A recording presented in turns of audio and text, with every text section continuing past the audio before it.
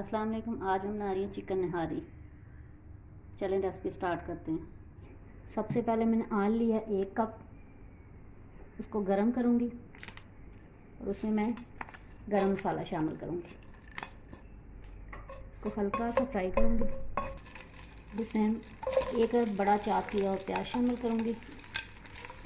इसको मैं ब्राउन करूँगी। प्याज को मैंने ब्राउन कर लिया। अब मैं 1 चम्मच अदरक और 1 चम्मच लहसुन पिसा हुआ शामिल करूँगी। 30 सेकंड के लिए इसको फ्राई करूँगी। अब इसमें मैं चिकन शामिल कर लूँगी।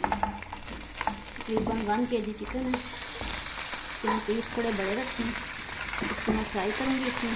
और जिन लोगों ने अभी तक मेरे चैनल को सब्सक्राइब नहीं किया, मेरे चैनल को सब्सक्राइब करें, वीडियो को लाइक करें, शेयर करें। इसको मैं फ्राई करूँगी अच्छी तरह।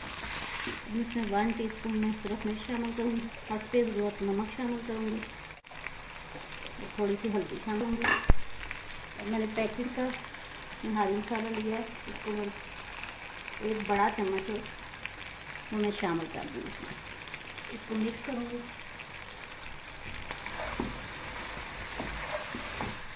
हल्का सा पानी शामिल करूँगी ताकि मसाला जले ना। इसको फ्राई करूँगी। अब मसाला अच्छी तरह भुन गया है, चिकन भी फ्राई हो गया। अब इसमें मैं तकरीबन 1 किलो के करीब पानी शामिल करूँगी और 20 मिनट के लिए इसको कवर कर दूँगी ताकि ये अच्छी तरह गल जाए। फिर मैं इसमें बाद में बाकी चीज़ें करूँगी। अब चिकन अच्छी तरह बन गया, इसका पानी भी कम हो गया।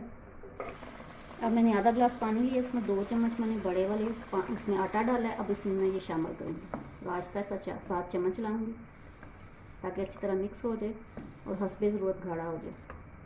नहारी बिल्कुल तैयार हो गई है। अब मैं हरी मिर्च और अदरक ऊपर शामिल करूँगी और थोड़ा सा धनिया इस स्टेज पे डालूँगी और 5 मिनट के लिए मैं इसको दम पे रख दूँगी।